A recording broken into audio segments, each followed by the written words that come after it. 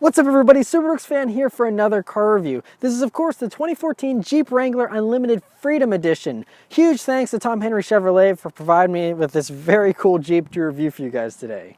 So about the Jeep Wrangler Unlimited Freedom Edition. Well, it's a Jeep first off. I've never reviewed a Jeep before. I've driven plenty of them over the years. They've never been my cup of tea. It's just not my type of vehicle. I like performance cars, but I can certainly see why they're so popular and why, you know, they're selling like crazy recently. And so I figured it was time for me to finally review one and give you guys my thoughts on the Jeep Wrangler here. So of course the unlimited body style they've had for several years now, and I think it's really opened up the market for these because it's just so much easier to cart around all your friends now with an actual four-door setup. And of course the Freedom Edition here has the cool Oscar Mike badges on the side. You got those patriotic stars there, and just it's a really cool look, honestly. I mean, it might be a little much for some people, but I think that, you know, if you're getting a Jeep, you might as well get one that's loud and just, you know, really out there and exciting. And so, you know, Jeeps aren't for people that want to blend in, at least not the Wranglers. But it's just really cool. You know, I love the historical tie. I mean, you can't hate on a car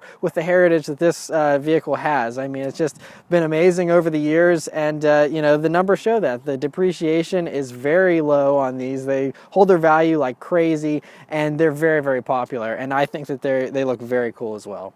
Whereas for the interior of the Jeep Wrangler Unlimited, it is rugged and utilitarian. We'll just call it that. Anyway, first thing though, I want to talk about these doors. I usually don't talk about the doors anymore, but these doors are exceptional in the fact that they are paper thin. I think some people's smartphones are actually thicker in certain areas. Very thin doors. They're very flimsy, and they like blowing around in the wind because there's no hinges on the doors. So that's just an interesting thing. Again, you know, Jeep lovers probably love that kind of stuff. Normal car buyers would think that's very different and unique, I guess.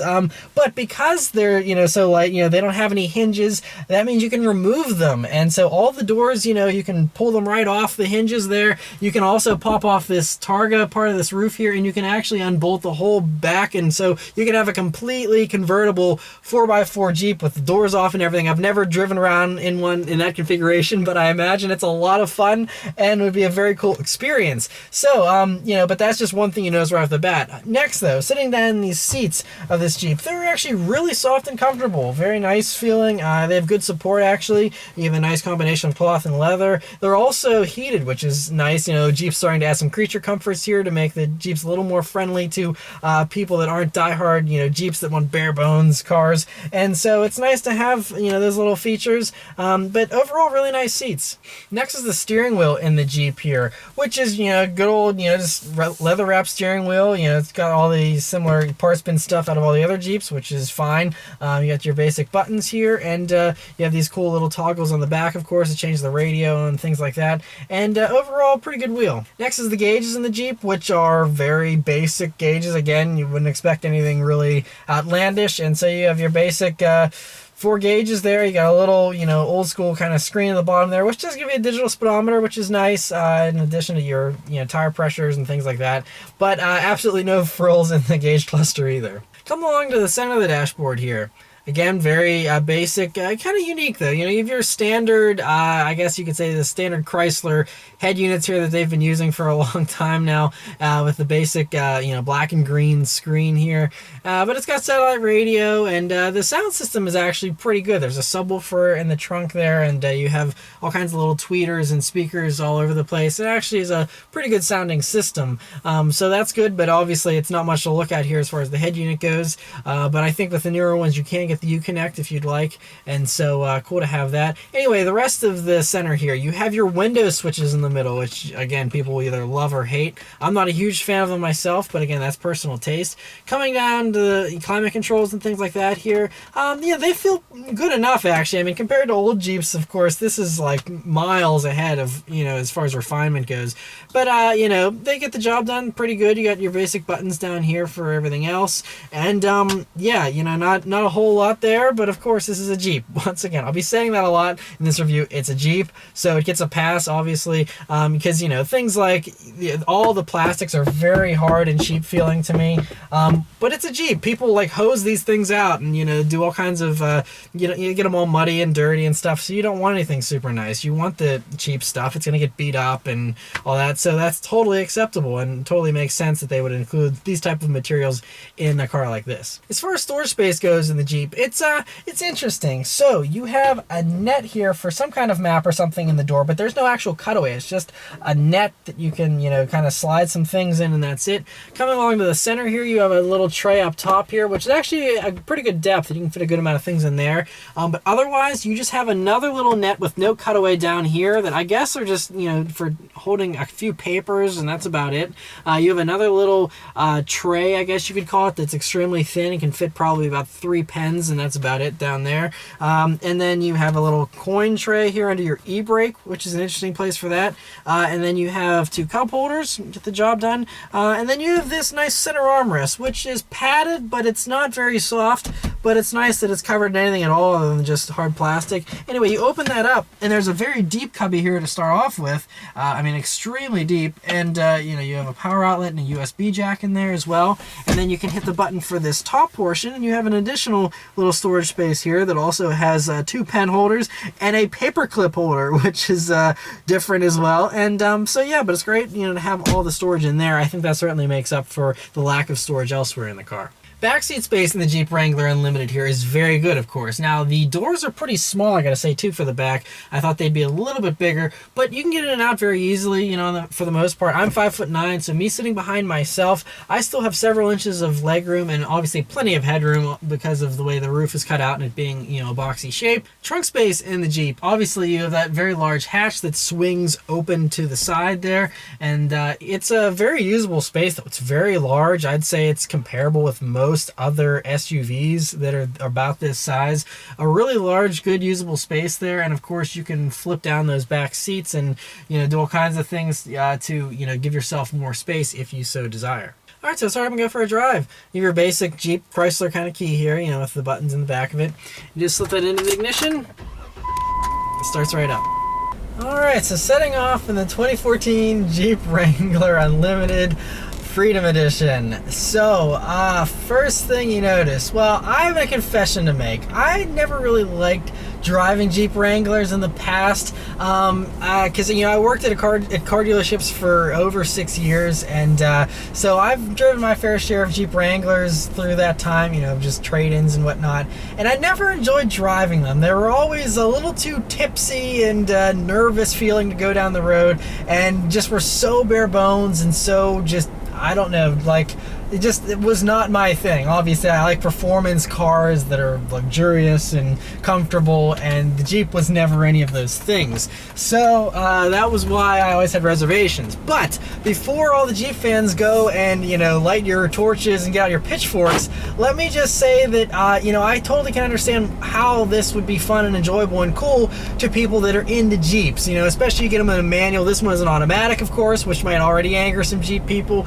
But, you know, with a manual, and you know, just for someone that likes to off-road or just have something rugged and you drive around with the doors off and the roof off, is obviously a very cool thing. So I totally understand it. I'm not knocking Jeeps whatsoever, but they certainly drive unlike anything else I've ever driven before. They're just it's very funny to just, you know, you have to take every corner carefully. You have to consider, okay, now is this too fast to go around this corner or not? I mean, you have to completely drive a Jeep Wrangler different than any other vehicle out there. I mean, even most pickup trucks handle, I think, with more confidence than these do. But I haven't driven an Unlimited. I've always driven just regular Wranglers. So today I'm going to see if the Unlimited, with its longer wheelbase, it has a little more composure and is a little more usable and easier to drive than your run-of-the-mill Jeeps.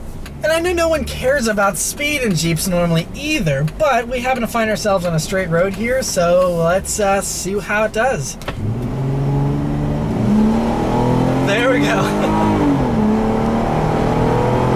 All right, so not amazing, obviously. It's a Jeep once again, but I think 0 to 60 times for these are under 7 seconds, so not absolutely horrendous. It would probably, you know, be faster than a Prius if you lined them up in a drag strip, but you know, it's a decent amount of power. So this is a 3.6 liter V6 engine, and they put out around 285 horsepower and around 260 pound-feet of torque, and so, you know, it's enough to, I think, get you going. I think, you know, this is a 5-speed automatic, and that plus the slightly dead throttle response obviously doesn't make it eager to just get up and go, but again, it's a Jeep. It like almost gives you a second to like think about your actions. Do you really want to go full throttle in a Jeep Wrangler? And then, you know, it finally gives it to you because you insist, but you know, it's obviously not the sportiest setup, and that's okay. But other things though, you know, just driving along here, it's actually not as loud as prior Jeeps in the past, you know, older Wranglers and stuff. It does have a little bit more of a refinement to it. There's nothing flapping around or nothing being excessively noisy. Visibility is obviously excellent because of the very boxy, you know, windows and whatnot. You can see out very well. You can see through the sides pretty well. There's a pretty chunky bead pillar here, but obviously you can see around it just fine with the rear windows, and you can see out of the back totally fine as well. And so, you know, overall, as far as navigating it is concerned, it doesn't feel overly big going down the road or anything, and actually is pretty manageable. One other thing though that I want to mention is the seating position in a Jeep Wrangler is very unique. So, you know, most cars, I normally don't sit this close to the steering wheel, but the pedal box is always so far back in Jeep that you have to be like hugging the steering wheel, at least for someone that's 5'9" like myself, to reach the pedals sufficiently and everything. You got to always be really far up, and it's even worse in the manuals. In the manual transmission Wranglers, the clutch is like way far away, so I always had to like sit like this when I'm driving around, and it's just made for a slightly awkward driving position. It does feel more planted than the Wranglers, because the Wranglers were essentially the same dimensions as a cube, and so obviously made it much more prone to rolling over and just being blown around in the wind and all that kind of stuff. This seems to have more composure already just in the first few minutes of driving here while we're coming to a stop. Brakes actually feel very good. They feel very, very strong and plenty to slow down this vehicle, which, by the way, weighs slightly over 4,000 pounds here in the unlimited trim. Other things, though, that I've noticed is this automatic does, you know, shift pretty nice whenever you're just cruising around and not trying to get it to go faster or anything like that. And, you know, another thing that I can say right off the bat, too, is the steering actually has a really good feel. Now, it's obviously not the sharpest. It doesn't feel anything like a sports car or anything like that, but as far as SUVs and stuff are concerned, it actually feels pretty good. It's got a little bit of a looseness to it that I think you want in a Jeep Wrangler, a little bit of a give to it, but it actually feels really good. You get a good feeling as to what it's doing, and overall, it's a pretty easy vehicle to drive. In my driving so far, I've been pretty impressed with the ride, you know, because normally, I mean, some of the ones I've driven have had knobby tires and all kinds of, you know, other outlandish things, but with the OEM setup here, it's actually a pretty smooth ride. I mean, you're going to feel every bump, and it's not going to soak them up with the greatest of ease, but it does a pretty good job. I mean, for a suspension that's live axle in the front and in the rear, I gotta say, it does pretty good, surprisingly. So pretty impressed with that too. Alright, so we're on this back road here, and I am not going to bomb down it because I don't feel like landing on my roof today. But, you know, going around some corners here, it actually, I mean, it's not horrendous. As long as you keep in mind what you're driving, you don't have to be constantly, you know, terrified every time you go around a corner. It does handle them pretty good. You just obviously have to be realistic about your speeds, and I would suggest not being in a hurry while driving one. But, you know, it does just fine. You know, it doesn't actually feel extremely heavy. That's the one thing that I'm kind of noticing. It's better than expected, is for a vehicle that's, you know, a little over 4,000 pounds, it really doesn't feel that. It's still, I think that's Unlimited, it still has the same flavor as the regular two-door little Wranglers of the past. It still drives exactly like all the other Wranglers, in my opinion, aside from having a little bit more stable handling. But, you know, I think that it still has that scrappy kind of, you know, bumpy, I guess, just rugged kind of feeling to the ride, a very Jeep feeling. It's really all you can explain it as. It's only something you feel in Jeeps. They're very different, unique from any other vehicles on the road. No one is going to be bombing a back road in a Jeep, and if you are, you're crazy. So, yeah, I think it's totally fine as far as the handling goes. as we go around a corner ever so gingerly. Take it easy, take it easy. Okay, all right, we came out the other side. So that's one thing I can say is, you know, this vehicle, it is fun to drive in a very different way. But you know, if I had just gone around, you know, if I'm doing 32 miles per hour like I am now, if I did this in any other SUV or car, I'd be bored out of my mind, you know, because it's just, they all just drive so easily. But for this, it gives it, you know, a little bit more of a challenge. Obviously, it's still perfectly capable. One thing you do have to keep in mind with the Wrangler is that all of this is deliberate. Everything that they do, I think they engineer all this. They purposefully make it feel this way because over the, you know, years and years, the decades and decades they've been building these things, they know what Jeep customers want, and this is exactly what Jeep customers want. That's why they're selling like hotcakes right now. It's a very easy way to have fun at legal speeds, I will certainly say that, and it makes it more of an adventure though. So, you know, your normal ordinary grocery run, instead of being in your perfectly smooth, perfectly normal, perfectly fine other SUV, you're, you know, in this bumpy Jeep and you feel like you're going on an adventure, and it's just kind of got that feeling to it. It's always, I guess, an event. It's kind of an event every time you drive it, and it's always just a fun experience. But if you want something that has the nostalgia and the fun and the, you know, old school kind of vibe and feeling that the Jeep does, then, you know, it's obviously your only choice, really. No one's done Jeeps better than Jeep has, you know. There's other rugged SUVs and things like that, but nothing ever really is compared to the Jeep. And now, you know, with the unlimited version like this, you can cart around the whole family with ease, and you can still have, you know, the topless, doorless fun like you have in all the other Wranglers. So it's a great compromise between, you know, just having your normal little Wrangler and having a family vehicle. And so it's great, you know, obviously great in the snow, great in any kind of bad weather and things like that. So overall, it's just, you know, a great all-around vehicle that is kind of hard to blame for anyone that buys one. I can totally see why they have the appeal that they have. So anyway, anyone that's interested in this one, by the way, it's available for sale here at Tom Henry Chevrolet. So all the info is in the description below. You can give them a call and they'd be more than happy to help you with it. But yeah, so let me know what you guys think about the Wrangler here in my review of it.